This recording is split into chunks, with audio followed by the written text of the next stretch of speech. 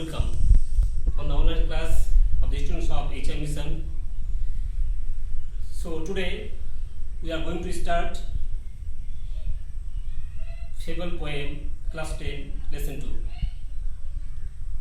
তোমরা জানো যে সমস্ত স্টুডেন্টস ক্লাস 10 এ পড়ছে HM মিশনে, তাদের জন্য আমরা আমার HM মিশনের পক্ষ থেকে আমরা অনলাইন ক্লাসের ব্যবস্থা করেছি। যে সমস্ত স্টুডেন্টস অনলাইন ক্লাসে আছো বা দেখছো সবাই, তারা দেখো তোমাদের যেহেতু সিলেবাস কমপ্লিট করে দেওয়া হয়েছে, তাই আমি পরবর্তীতে আবার লেসন 2 রিভাইজতে যাচ্ছি। কবিতা নাম হচ্ছে যে পোয়েম যে পড়াবো সেটা fable, written by Ralph Waldo Emerson. তো ফেবল যে কবিতা, সেই কবিতা সম্বন্ধে আগে ডিসকাস করতে হবে। ডিসকাসটা কি, যে ফেবল মিনিং কি, ফেবল মিনিং কি, ফেবল মানে কি? ফেবল হচ্ছে একটা নীতি কথা, নীতি কথা অর্থাৎ একটা শিক্ষামূলক কবিতা। সে শিক্ষামূলক কবিতায় যে রাইটার লিখেছেন রালফ ওয়াল্ডো ইমারসন, তার সম্বন্ধে আমি একটু ডিসকাস করব। চলো start. Look at the text book. Ralph Waldo Emerson, 1803 to 1882, was an American essayist, lecturer and poet. Ralph Waldo Emerson জন্মগ্রহণ করেছেন 1803 সালে। সে শুধু আমেরিকান প্রাবন্ধিকই ছিলেন না, ছিলেন একজন লেকচারার এবং কবিও। His famous poems include Conquered Hind and Brahma. তিনি কিছু বিখ্যাত বই লিখেছিলেন, তার মধ্যে কিছু বই রয়েছে Conquered Hind and Brahma। আমরা জানলাম এতক্ষণে কবি সম্বন্ধে। এরপর আমরা জানবো আমাদের যে ফেবল কবিতা, ফেবল পোয়েম, সেই ফেবল পোয়েমের সাবস্ট্যান্স অর্থাৎ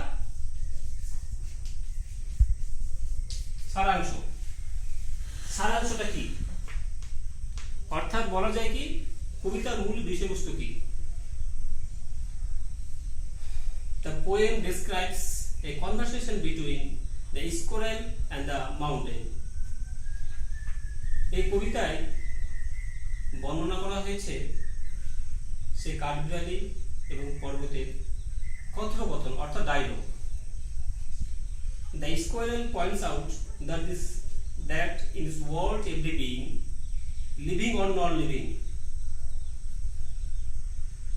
squirrel এখানে উল্লেখ করেছে এই পৃথিবীতে প্রত্যেক জিনিসই সে জীবন্ত হোক, সে মৃত হোক, সে বিগ অর স্মল, সে ছোট হোক আর বড়ই হোক, had the individual reason for this existence, তাদের অস্তিত্বর জন্য প্রত্যেকের একটা উদ্দেশ্য রয়েছে। সে যে বেঁচে রয়েছে, যে মরে গেছে, সে ছোট হতে পারে, সে বড় হতে পারে, প্রত্যেক একটা গুরুত্ব রয়েছে। প্রত্যেক জিনিসে একটা গুরুত্বপূর্ণ কিছু একটা উদ্দেশ্য রয়েছে। এতক্ষণ জানলাম আমরা ফেবল কবিতার সারাংশ। তার সঙ্গে একটু আমি ডিসকাস করব ফেবল কবিতার সম্বন্ধে। সারাংশ আমি আলোচনা করলাম, আমি কি শিক্ষা নিচ্ছি, কি জানতে পারছি। তো ফেবল কবিতা বলছে a fable is a short story or poem. Fable হচ্ছে একটা ছোট্ট গল্প এবং কবিতা। দ্যাট টিচেস এ লেসন, যেটা শিক্ষা দেয়। কি শিক্ষা দিচ্ছে? একটা কিছু শেখা, একটা নীতি কথা। In a fable living creatures or non living things are given human attributes or qualities. In fable কবিতায় অর্থাৎ নীতি কথায় সৃষ্টি করছে, সে জীবন্ত হোক, সে মৃতই হোক, মানুষের যে প্রতিদান, মানুষের গুণাবলী প্রত্যেকদিন যাচাই করা যাচ্ছে। মোরওভার যাই হোক, fable is convening A characteristic of human being. Fable কবিতায় সেই নীতিকথায় প্রকাশ করছে মানুষের চরিত্র। এতক্ষণ আমরা জানলাম কবির সম্বন্ধে, জানলাম কবিতার সারাংশ সম্বন্ধে, অর্থাৎ কবিতার বিষয়বস্তু কি।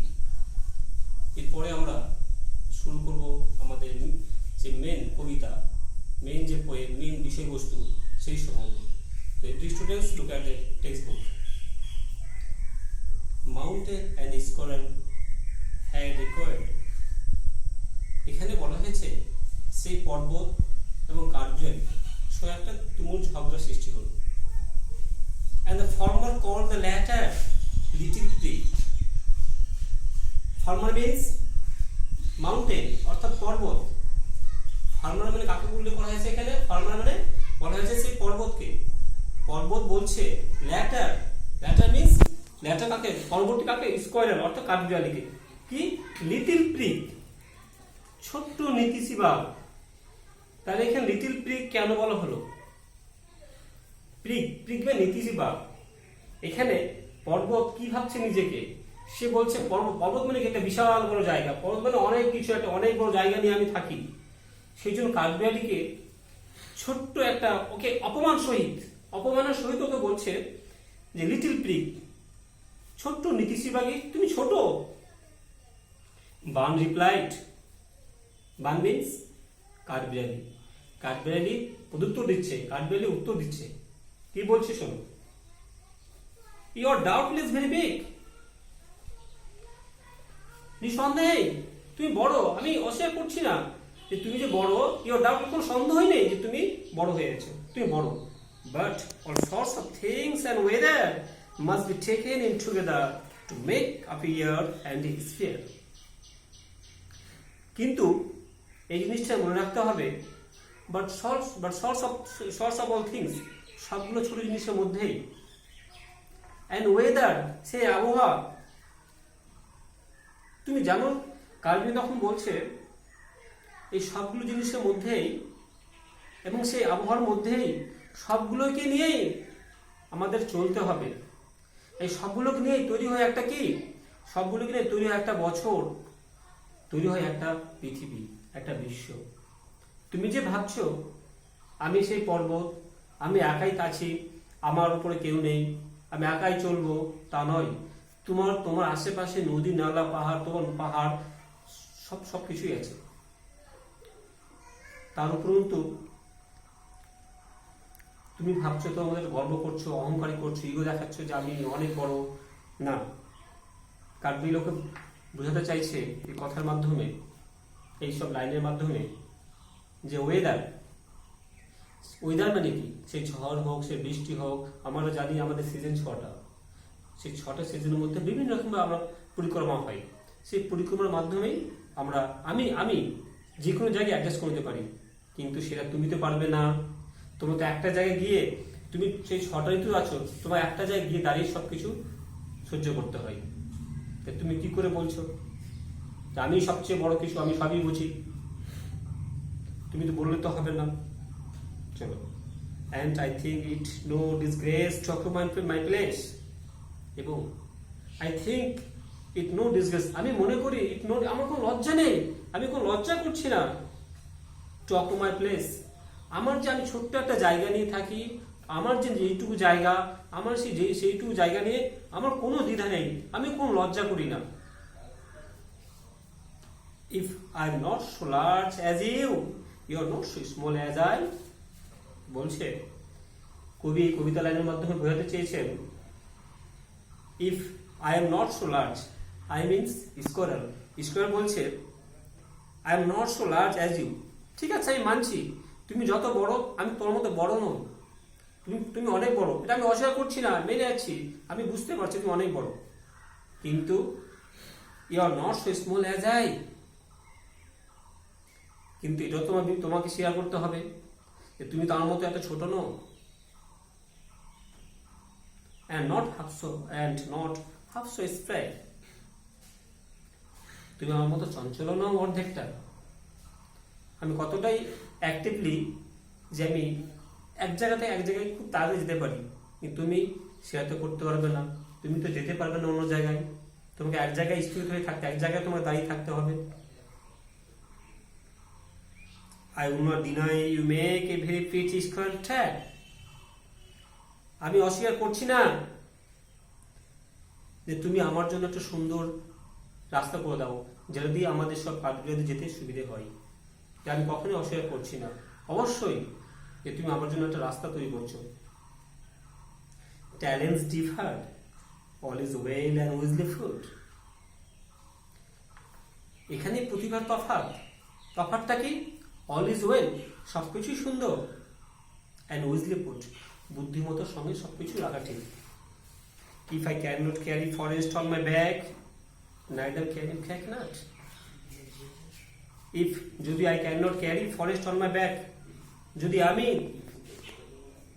সে জঙ্গলকে আমি আমার পিছে কখনো বহন করে নিতে পারি না, তোমাকে এটা তো স্বীকার করে নিতে হবে। Neither can you crack a nut, তুমি এটাও তো ঠিক যে তুমি ছোট্ট একটা বাদামকে কখনোই ভাঙতে পারবে না। তো এতক্ষণ আমি পড়লাম, তোমাদের পড়ে শোনালাম the fable, the poem written by Ralph Waldo Emerson. Fable কবিতায় এতক্ষণ আমরা যেটুকু পড়লাম, আমরা কি শিখলাম, কি জানতে পারলাম, কি বুঝতে পারলাম? প্রত্যেক মানুষেরই নিজস্ব, সে লিভিং হোক আর নন লিভিং হোক, প্রত্যেকের মধ্যেই সে নিজের purpose of existence in human being, প্রত্যেক মানুষের একটা নিজের উদ্দেশ্য রয়েছে। এই যে পৃথিবীতে এসছে, সে নিজের গুণ, প্রত্যেক মানুষের মধ্যে কোয়ালিটি রয়েছে। সে ছোট হতে পারে। একটা এক্সাম্পল দিচ্ছি আমি, একটা এক্সাম্পল চলে যায়। এক্সাম্পলটা কি?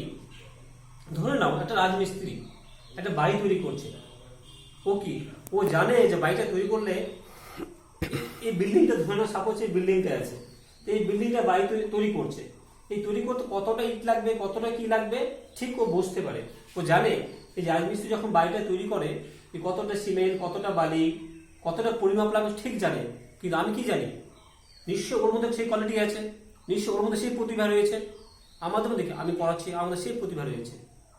তো সেই রকম প্রত্যেকটা মানুষের মধ্যেই, সে ছোট হতে পারে, সে বড় হতে পারে, প্রত্যেকটা মানুষের মধ্যেই সেই গুণটা রয়েছে।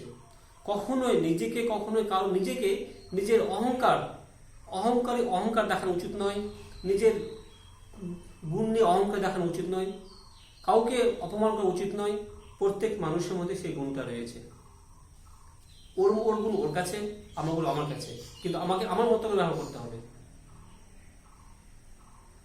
তাই বলবো, এই কবিতার মাধ্যমে আমরা যে ফেবল যে কবিতা, অর্থাৎ নীতিকথা, তো নীতিকথা আমাদের শিক্ষা দিয়ে যায় কখনোই কাউকে ছোট চোখে দেখতে নেই, অপমান করতে নেই। তো এই হচ্ছে দ্য ফেবল লেসন টু কবিতার মূল বিষয়বস্তু। ক্লিয়ার হলো স্টুডেন্টস? বুঝতে পেরেছো তো?